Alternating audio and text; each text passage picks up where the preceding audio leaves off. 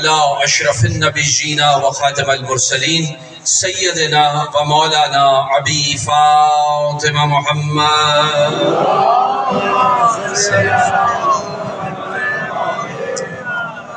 وأهل بيته الطيبين الطاهرين المعصومين المظلومين المنتجبين أما بعد فقد قال الله سبحانه وتعالى في محكم كتابه المبين وقوله الحق بسم الله الرحمن الرحيم إذ ابتلى إبراهيم ربه بكلمات فأتمهن قال إني جاعلك للناس إماما قال ومن ذريتي قال لا ينال عهد الظالمين صلوات بر محمد وعلى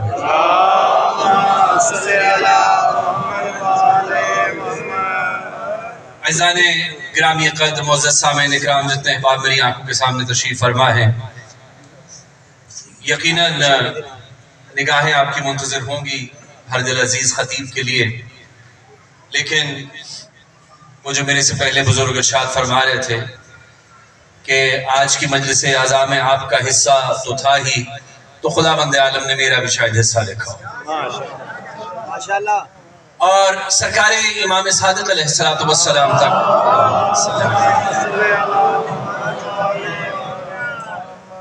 سرکار تک پہنچنے کے لیے میں نے قرآن حکیم سے ایک مشہور و معروف آیت کی تلاوت کا شرف حاصل کیا جسے آیہ امامت کے نام سے جانا جاتا ہے۔ ارشاد فلزت ہوا بہت جلد ہم نے سرکار تک پہنچ جانا ہے، لیکن مقدمے کے طور پہ میں آیت کو سرنامہ سخن میں تلاوت کر رہا ہوں۔ پروردگار عالم نے کہا اِذ ابتلى ابراہیم ربہ بکلمات فأتمہن قال انی جاعلک للناس اماما، ہم نے ابراہیم کا چند باتوں میں امتحان لیا، فأتمہن، اور ابراہیم اس امتحان میں پاس ہو گئے۔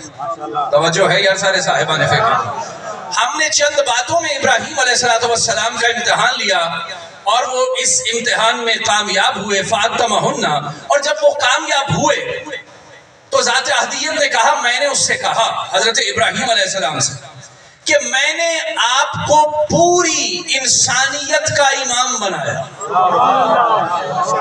یعنی جب امتحان دیا اس میں کامیاب ہو گئے تو ذات احدیت نے کہا کہ ہم نے آپ کو پوری انسانیت کا امام بنایا۔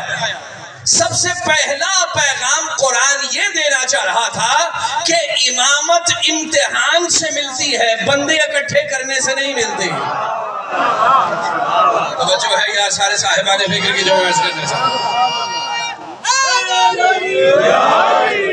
جب ہم نے چند باتوں میں اس کا امتحان لے لیا، قالا انی جاعلک للناس اماما، ہم نے آپ کو پوری انسانیت کا امام بنایا۔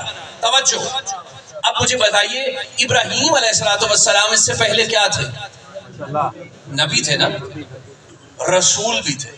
اب یہ نبی اور رسول میں فرق کیا ہے؟ نبی وہ جو وحی کو لے لے، رسول وہ جو پہنچا دے۔ توجہ ہے یار سارے صاحبان فکر، یعنی دونوں قسم کے عہدے اس وقت حضرت ابراہیم علیہ السلام کے پاس ہے، اور اس کے بعد دیا جا رہا ہے ایک عہدہ۔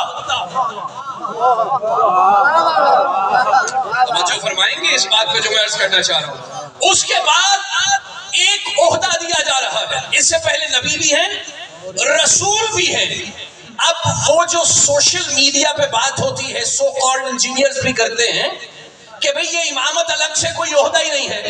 بھئی نبی بھی ہے پہلے، امام بھی ہے، بھئی نبی بھی ہے، رسول بھی ہے، امامت کوئی تو عہدہ ہے جو اللہ ہٹ کر ابراہیم کو دے رہا ہے۔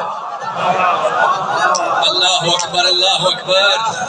پہلے دونوں عہدوں کے ہوتے ہوئے، اور میں کیسے عرض کروں اپنے سارے سننے والوں کے سامنے کہ دیکھیے اس پہ بہت سارے مباحث ہیں دوستوں کہ امامت کیا نبوت سے بڑھ کر کوئی عہدہ ہے؟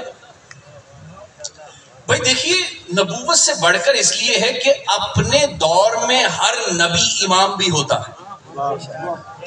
توجہ میں نے کوئی جملہ عرض کرنا چاہتا، اور جسے ہٹ کے امامت ملی ہو، بڑی سامنے کی بات عرض کرنے لگا ہوں، اگر کسی نے بیچلرز کر لیا ہو، پھر اس کا ایک امتحان لیا جائے اور پلٹ کے اس کو ایف اے کی ڈگری دی جائے، توجہ تو ہے یار سارے صاحبان فکر کی جو میں عرض کرنا چاہ رہا ہوں. بھئی دیکھیے کسی نے گریجویشن کر لی ہو, اس کے بعد اس کا امتحان لیا جائے, امتحان پاس کرنے کے بعد اسے ایف ایس سی کی ڈگری ہاتھ میں تھما دی جائے تو وہ کہے گا آپ کی عقل کام کر رہی ہے, میں تو آلریڈی گریجویشن کر چکا ہوں, آپ امتحان کے بعد مجھے ایک پچھلی ڈگری دے رہے ہیں. نبی بھی تھے, رسول بھی تھے, امتحان بھی دیا. اللہ کچھ عرض کرنا چاہ رہا ہے یار آصف جوہری آپ سے. نبی بھی تھے, رسول بھی تھے, پھر امتحان دیا. اب کوئی تو خاصیت ہے اس امامت میں, سمجھ جانا بات کو جو جملہ عرض کرنے سے لگا ہوں. یہ نبوت اور امامت میں فرق کیا ہے؟ نبوت دین لاتی ہے, امامت دین بچاتی ہے.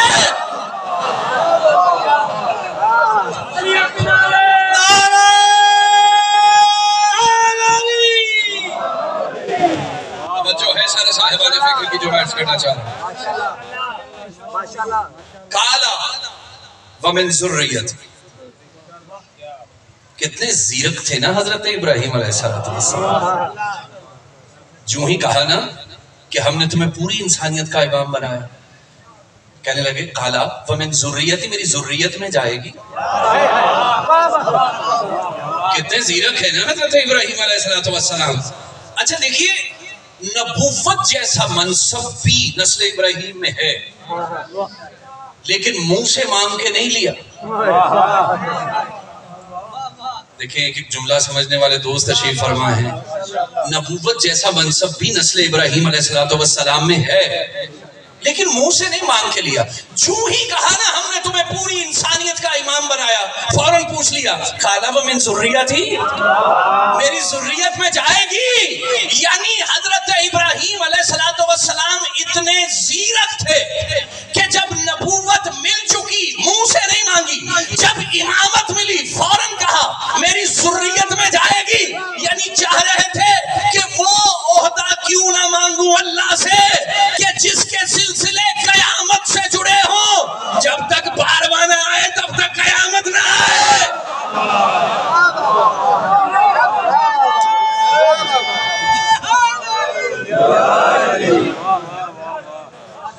کیوں نہ ایسا عہدہ مانگوں اپنی نسل کے لیے جس کے سلسلے قیامت سے مربوط ہو, اس سے جڑے ہو. کالا جائے گی, کالا لا ینال عہدہ الظالم, لیکن یاد رکھنا ظالموں کو نہیں ملے گی. تیری نسل میں بھی جائے تو ظالموں کو نہیں ملے گی.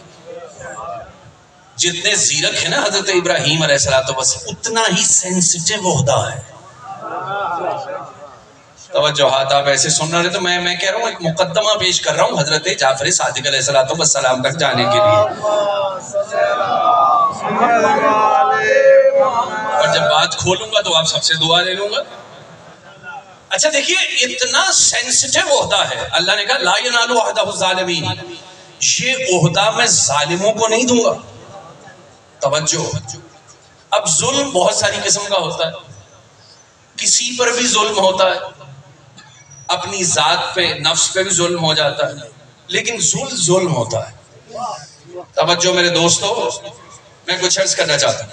ذات احدیت نے حضرت آدم علیہ السلام سے کہا لا تقربا هذه الشجرة فتكونا من الظالمین, اس درخت کے قریب مت جائیے گا وگرنہ ظالموں میں سے ہو جائیں گے آپ. فَأَذَلَّهُمُ الشَّيْطَانِ, شیطان نے برگلا دیا, وہ کچھ بھی ہوا ہو چلے گئے. ترک اولا ہو, لغزش کہیے, خطا کہیے, گناہ نہیں کہہ سکتے چونکہ انبیاء سے گناہ سرزد نہیں ہوتے. تو بھئی اس کا مطلب ہے کہ ترک اولا ہو یا لغزش ہو یا خطا ہو, چلے تو گئے نا اس شجر کے پاس. توجہ, اب اللہ نے کہا تھا اس کے قریب مت جائیے گا وگرنہ ظالموں میں سے ہو جائیں گے.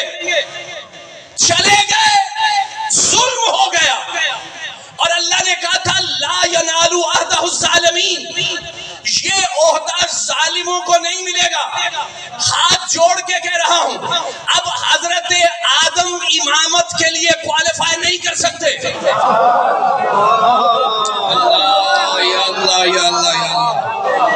بھئی چونکہ شرط تھی کہ ظالموں کو نہیں ملے گی. حضرت آدم علیہ السلام کوالیفائی نہیں کر سکتے. حضرت یونس علیہ السلام نے اپنی امت سے تنگ آ کے فرات میں چھلانگ لگا دی, مچھلی کے پیٹ کے اندر چلے گئے. جب مچھلی نے نگل لیا اندر چلے گئے, توبہ کیسے قبول ہوئی؟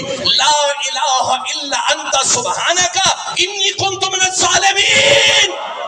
پروردگار تو پاک ہے, مجھ سے ظلم ہو گیا, آدم سے ظلم ہو گیا, یونس سے ظلم ہو گیا. یا اللہ یا اللہ, یہ جملہ محسوس کریں گے ہم. آدم علیہ السلام سے ظلم ہو گیا, یونس علیہ السلام سے ظلم ہو گیا, اور اللہ نے کہا لا ینال عہدہ الظالمین, یہ عہدہ ظالموں کو نہیں مل سکے گا. اتنا سینسٹیو ہوتا ہے کہ جو معصوم نبیوں کو نہیں ملا, ہر غیرے کو کیسے ملے گا؟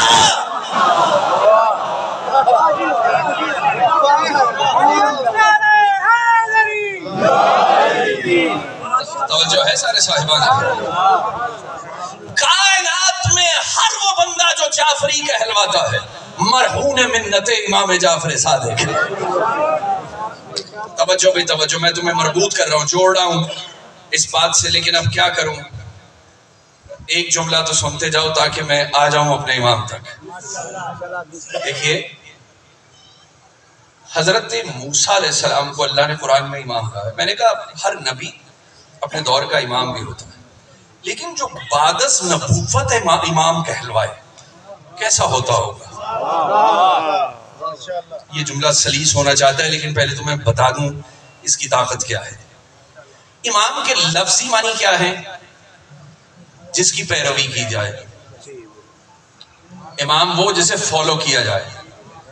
ہم سارے فالوور ہیں اپنے امام کے, ٹھیک ہے, ہم پیرو ہیں اپنے امام کے. اب حضرت موسیٰ علیہ السلام کو قرآن نے امام کہا.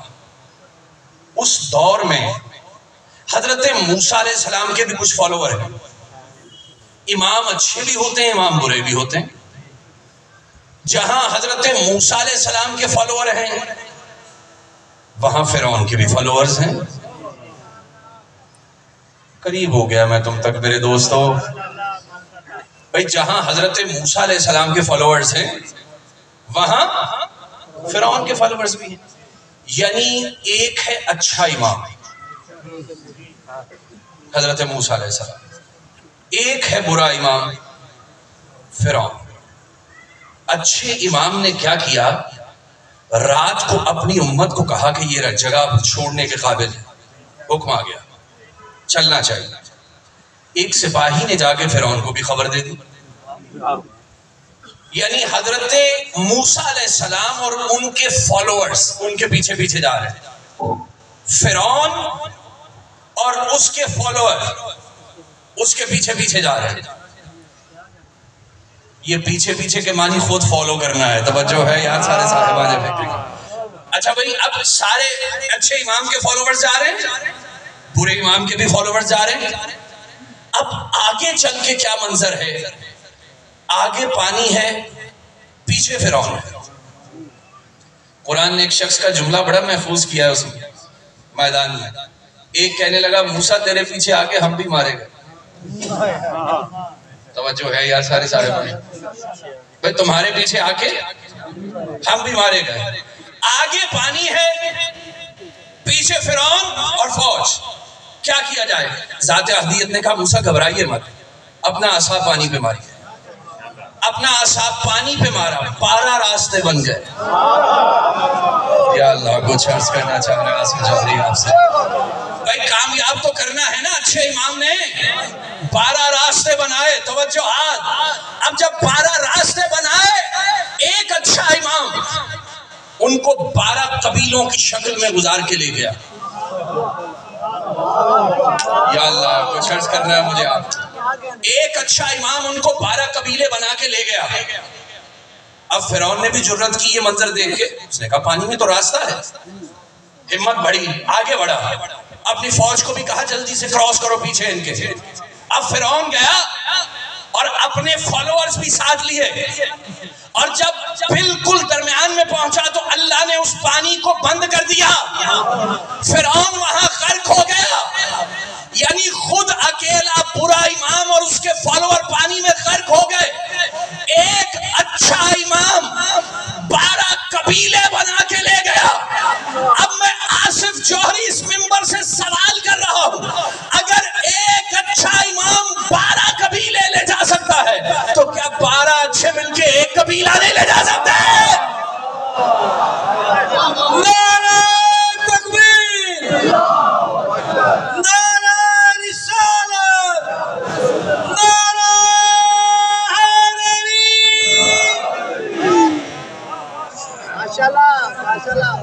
توجہ ہے سارے ساتھ؟ میں تمہیں عقیدے کی عیاشی نہیں کروا رہا، توجہ ہے سارے صاحبان فکر؟ میں تو تمہیں قریب کر رہا ہوں واقعات کے۔ ہاں یاد رکھنا میرے دوستو، میرا پیغام یہ ہمیشہ رہا جہاں جہاں میں نے بات کی، آل محمد کو ماننے والوں کبھی کسی انسان پہ ظلم نہ کرنا۔ میں نے بہت جگہ پہ یہ پیغام دیا ہے، اپنے واجبات پورے کرنا، انسان پہ ظلم نہ کرنا، کسی کا حق غصب نہ کرنا، جنت تمہارا حق ہے۔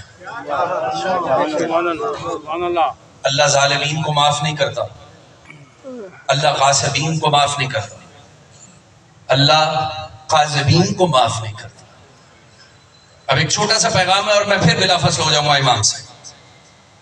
دیکھیے، اگر کوئی یہ پیغام ابھی تھوڑے دن پہلے ایک جگہ سرکار امام جعفر صادق علیہ السلام کی مجلس میں بیان کیا، اگر آل محمد کو مان کر بھی طبیعت میں ظلم ہے تو اپنا احتساب کیجیے۔ آل محمد کو مان کر اگر طبیعت میں ظلم ہے اپنا احتساب کیجیے۔ آپ نے مانا بھی ہے یا نہیں؟ اگر آپ ڈاکٹر ہیں،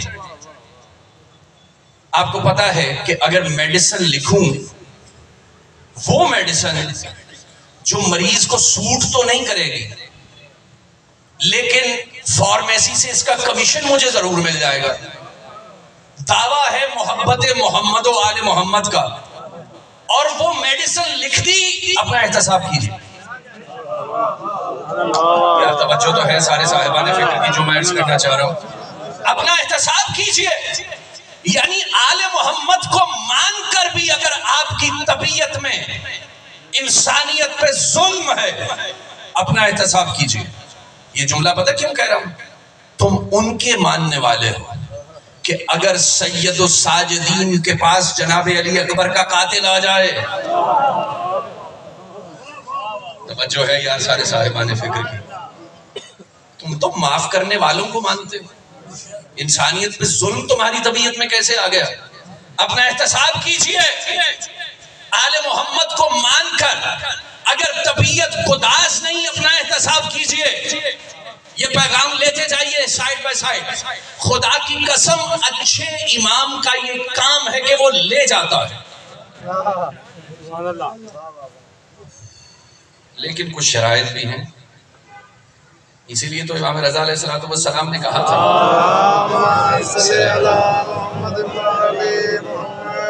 کہ لا الہ الا اللہ کی بھی کچھ شرطیں ہیں، اور ان شرطوں میں سے ایک شرط میں بڑا مشہور نیشاپور میں آپ نے حدیثیں جو بیان کی ہیں، اس میں یہ ارشاد فرمایا تھا۔ خیر، اب جو بھی جعفری کہلواتا ہے مرہون منت امام جعفر صادق ہے، لیکن اب ایک یہاں سوال پیدا ہوتا ہے، بھئی پیغام ہے محمد مصطفیٰ کا، ہم محمدی بھی کہلوا سکتے تھے۔ توجہ بھئی توجہ، خصوصی میسج دینا چاہتا ہوں حضور۔ دیکھیے، ہم محمدی بھی کہلوا سکتے تھے، لیکن ہمیں خصوصاً جو عرب ہے وہ ہمیں جانتا ہے جعفری کے نام سے، پیروے سرکار فقہ جعفری کی وجہ سے وہ ہمیں جعفری کہتے ہیں۔ بھئی دیکھیے، یہ فقہ ترتیب دی ہے میرے امام نے، اور یہ فقہ ترتیب دینے کی ضرورت کیا ہے؟ دیکھیے، رسول خدا کے آنکھیں بند کرنے کے بعد سرکار امام جعفر صادق تک دین کو اتنا نقصان پہنچ چکا تھا، دکھ اسے ہوتا ہے جس کی چیز ہو۔ یا اللہ کی جملہ عرض کرنا چاہتے ہیں آصف جاری، بھئی دکھ تو اسے ہوگا جس کی چیز ہو۔ اگر دین میں نئی نئی باتیں ایڈ نہ ہوتی، جعفر اسے اکٹھا نہ کرتے۔ توجہ ہے یا سارے صاحبان فکر؟ کوئی الگ سے دین نہیں ہے سرکار امام جعفر صادق کا، دین محمدی پہ دیکھتا ہوا ظلم دیکھ کر امام جعفر صادق نے اسے ترتیب دیا۔ اور خدا کی قسم یہ وقت میسر کیوں آیا میرے امام کو؟ بنو امیہ کا دور جا رہا تھا، بنی عباس کا شروع ہو رہا تھا. اس حکومتی تقسیم کے درمیان جو وقت ملا میرے امام کو، اور اس حکومتی تقسیم کے درمیان جو وقت ملا، عجیب بات ہے، اس میں امام نے مسجد نہیں بنوائی. اس میں میرے امام نے امام بارگاہ تعمیر نہیں کروائے. اس میں میرے امام نے علم کو بانٹنا شروع کیا. یا اللہ یا اللہ، علم کو بانٹنا شروع کیا. وجہ کیا ہے؟ علم اور آل محمد کوئی دو الگ الگ چیزیں نہیں ہیں. اگر علم کو بقا ہوگی، اللہ اللہ اللہ، علم اور آل محمد کوئی الگ الگ چیزیں نہیں ہیں. اس لیے کیا پہنچانا چاہیے؟ جعفر صادق نے علم کا تعین کیا. اور خدا کی قسم مدینے میں کتنے دروس دے دیے میرے امام نے، کتنے شاگرد؟ 4000. اب جملہ اس قابل ہے کہ آپ سمجھیں کتنے شاگرد ہیں میرے امام کے؟ 4000 شاگرد ہیں. 4000 لیکچر دے رہے ہیں امام جعفر صادق. 4000 لیکچر دے رہے ہیں میرے امام صادق. اور یہ ناظرہ پڑھنے والے لوگ نہیں تھے امام کے پاس. امام کے پاس ناظرہ پڑھنے نہیں آتے تھے. ہر بندہ اپنے اپنے سبجیکٹ میں ایم فل یا پی ایچ ڈی لیول کا تھا. امام بیک وقت 4000 بندوں کو پی ایچ ڈی لیول کے لیکچر دیا کرتے تھے. اب میں کہتا ہوں پوری دنیا تحقیق کرے میرے امام پہ کہ وہ کیا کیا لیکچر دیتے تھے. علم عرفان پہ میرے امام نے بات کی، علم صرف پہ میرے امام نے بات کی، علم نحو پہ میرے امام نے بات کی، علم فقہ پہ میرے امام نے بات کی، اصول فقہ پہ میرے امام نے بات کی، بایولوجی پہ میرے امام نے بات کی، فزکس پہ میرے امام نے بات کی، کیمسٹری پہ میرے امام نے بات کی، فلکیات پہ میرے امام نے بات کی. ایک ایک بندے کو اس کی احتیاج کے مطابق علم بانٹا. آج دنیا سوچے تو صحیح کہ یہ علم اس کا اپنا تھا کہ علم لدنی تھا.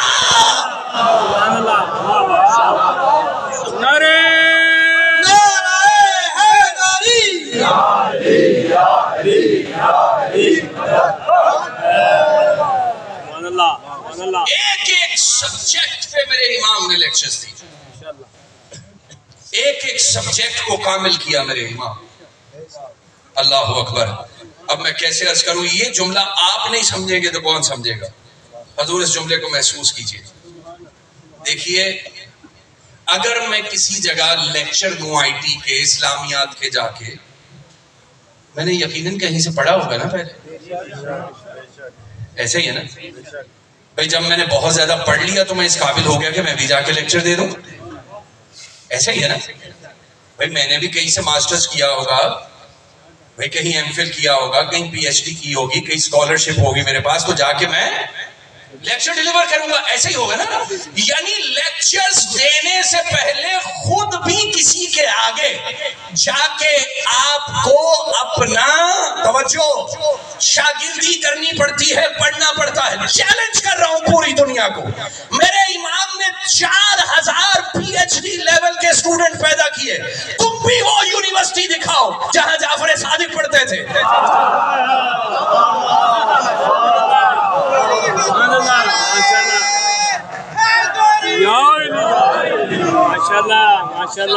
سارے صاحبان فکر کی علی اکنارہ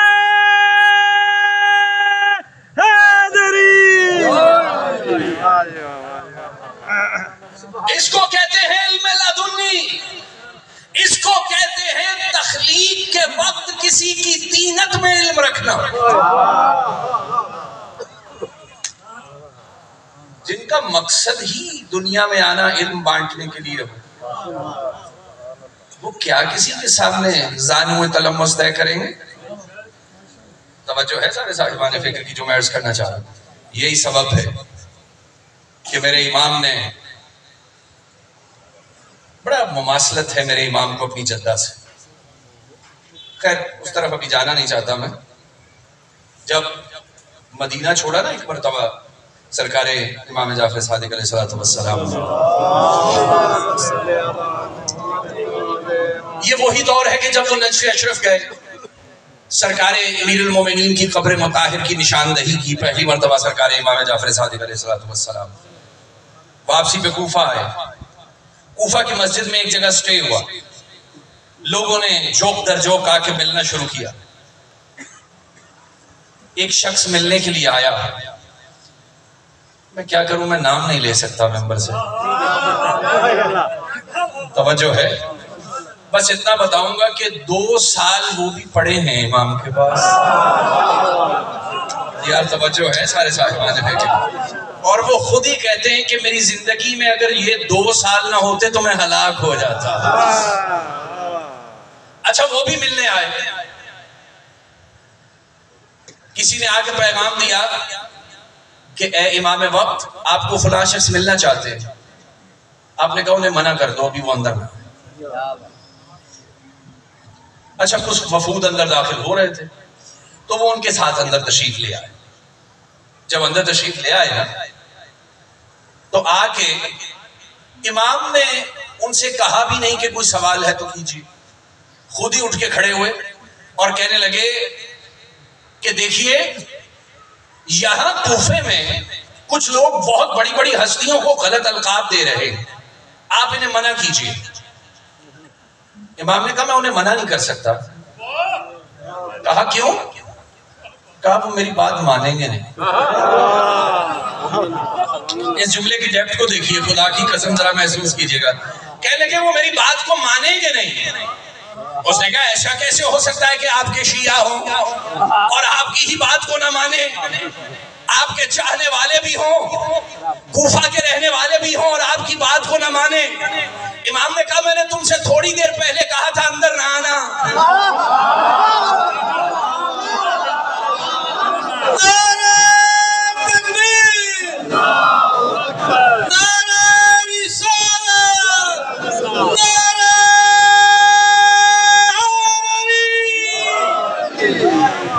جو ہے یار سارے صاحبان بیٹھے.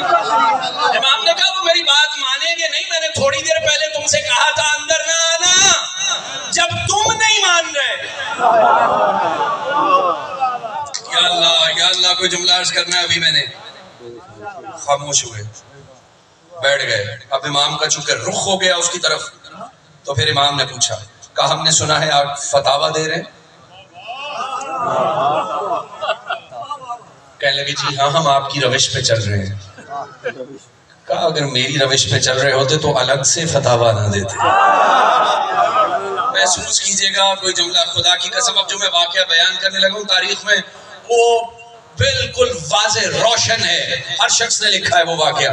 اور میں ممبر سے کہہ رہا ہوں کہ حقانیت ہے مذہب اہل بیت کے لیے واقعہ کافی ہے. حقانیت مذہب اہل بیت کے لیے واقعہ کافی ہے. امام کہنے لگے فتاویٰ دے رہے ہیں آپ؟ کہنے لگے ہاں. کہا اچھا بتائیے آپ کے ماخذ کیا ہے، آپ کس طرح فتویٰ اخذ کرتے ہیں؟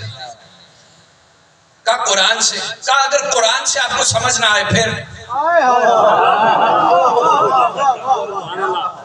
اگر قرآن سے آپ کو سمجھ نہ آئے پھر آپ کیا کرتے ہیں؟ کہنے لگے حدیث پیغمبر سے. کہنے لگے حدیث پیغمبر میں مراد اگر تمہیں سمجھ نہ آئے پھر کہنے لگے میں اپنے قیاس سے. توجہ بھائی توجہ.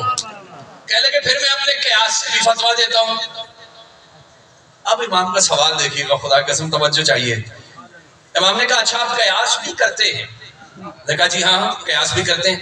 کہنے لگے اچھا بتائیے ذرا اپنے قیاس سے پوچھ کے بتائیے کہ زنا بڑا گناہ ہے، توجہ بھائی توجہ، کہ قتل بڑا گناہ ہے؟ اللہ اکبر. اچھا اب یہ نہیں کہا قرآن سے پوچھ کے بتائیے، حدیث سے پوچھ کے بتائیے، قدر اپنے قیاس سے پوچھ کے بتائیے کہ قتل بڑا گناہ ہے کہ زنا بڑا گناہ ہے. فوراً کہا یقیناً اس میں کیا دو رائے ہو سکتی ہے، قتل بڑا گناہ ہے. کہنے لگے اگر قتل بڑا گناہ ہے تو اس میں 2 گواہ چاہیے اور زنا میں 4 کیوں چاہیے؟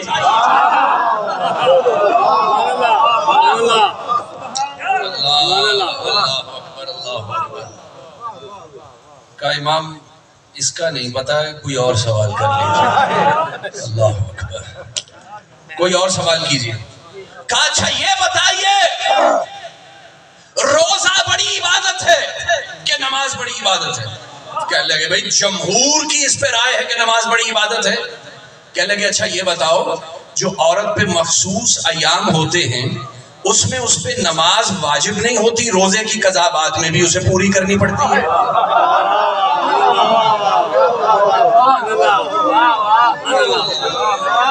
یا اللہ کچھ عرض کر رہا ہے آصف جانی آپ سے، امام نہیں پتا ہے کچھ اور پوچھ لیجیے، چلیے رہنے دیجیے، توجہ ہے یا سارے صاحبان فکر کی؟ میں نے کہا حقانیت ہے مذہب اہل بیت کے لیے یہ مناظرہ کافی ہے کہ آپ کو بات کس کی ماننی؟ اللہ اکبر، امام اچھے بھی ہوتے ہیں۔ اب درود پڑھیے سارے احباب،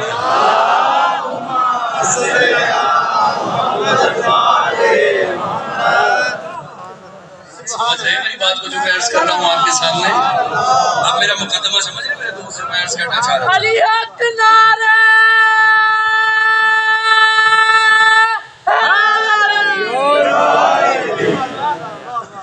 اللہ اکبر، جہاں بھی ملوکیت تھک گئی وہاں امام کی ضرورت پڑے گی۔ اللہ، میرے کسی ایک امام نے حل کیا ہے مشکلوں کو؟ میں پھر کہہ رہا ہوں روایت میری آنکھوں کے سامنے ہے، لیکن جملہ پھر دہرا رہا ہوں کہ میں تمہیں عقیدے کی عیاشی نہیں کروانا چاہتا، اعمال میں قائم رہیے، لیکن جب کبھی کسی نے چیلنج کیا ہے نا آل محمد کو، جواب بہت کڑا دیا ہے۔ کسی شخص نے پوچھا سرکار امام صادق علیہ السلام،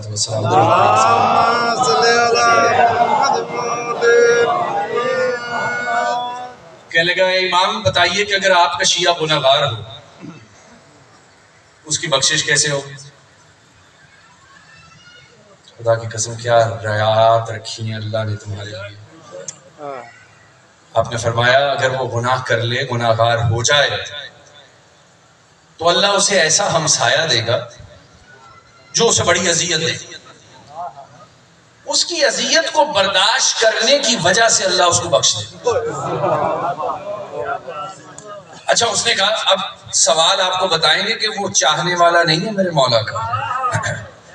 کہنے لگا کہ اگر توجہ بھائی، اگر گنہگار ہو، ہمسایہ اچھا ہو، پھر کیسے بخشا جائے گا؟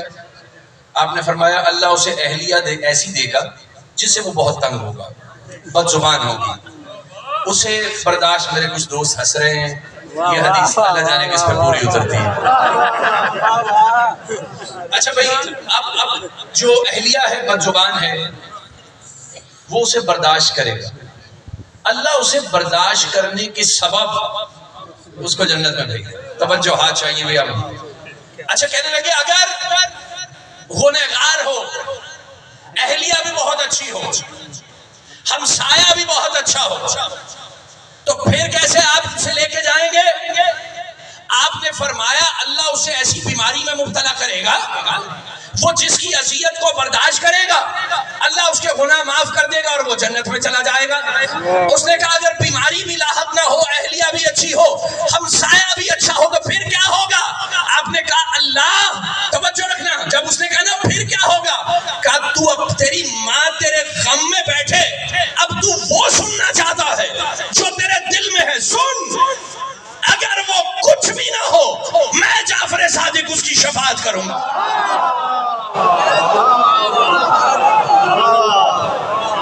نعرہ حیدری، آنکھوں کی ٹھنڈک، دل کا چین، یا حسین یا حسین، نعرہ حیدری، یا علی یا علی یا علی۔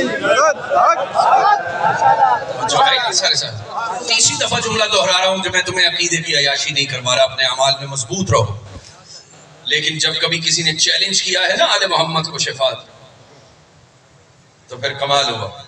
جب ملوکیت تھکی، امامت کام آئی۔ بس آخری باتوں کے قریب ہو رہا ہوں، ماتمداری ہوگی، لیکن اب ایک اب تھکی ہوئی ملوکیت کا ایک واقعہ ذہن میں اگر کہے تو میں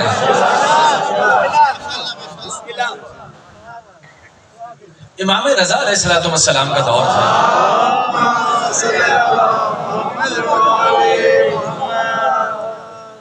امام رضا علیہ السلام کے دور میں ایک بہت بڑا مناظر آ گیا. کرسچن تھے اور وہ جو درباری ملا تھے ان سے مباحث ہوئے اور بات یہاں آ کے رک گئی کہ اس نے آگے ایک سوال کیا.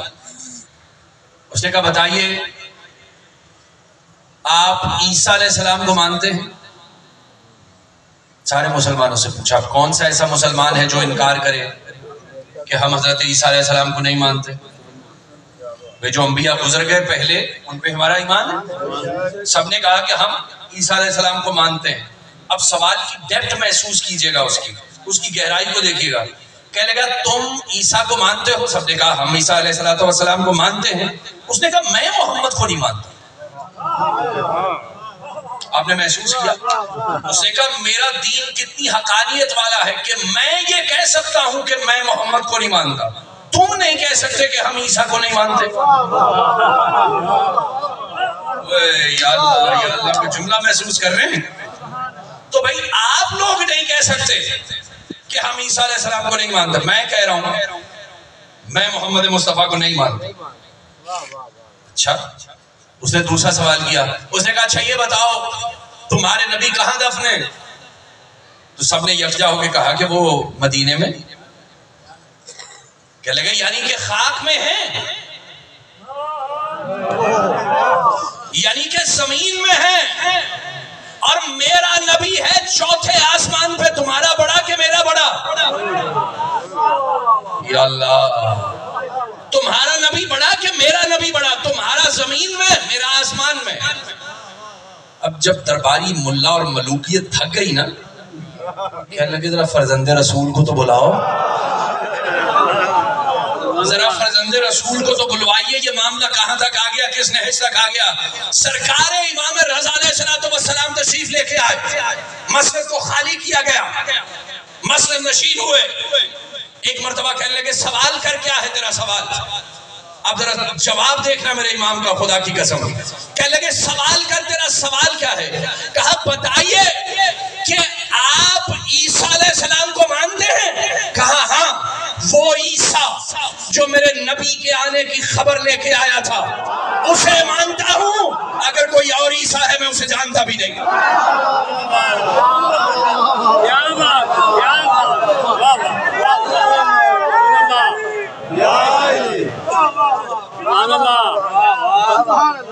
اللہ اکبر, کیسا کامل جواب ہے میرے امام کا.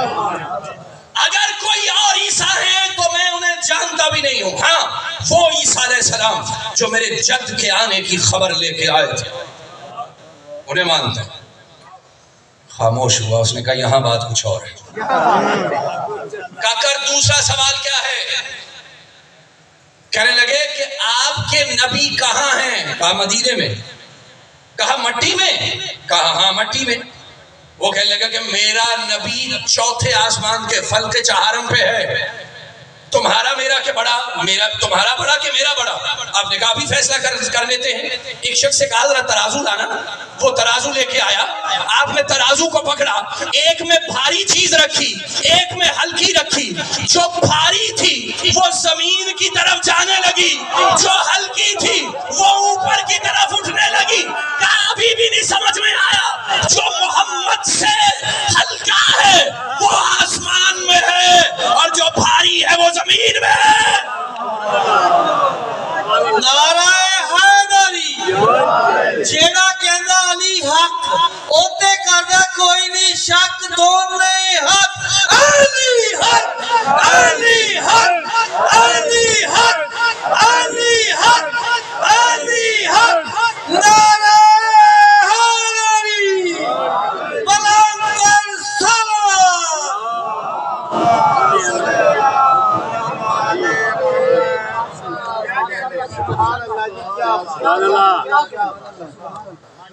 جب ملوکیت تھکی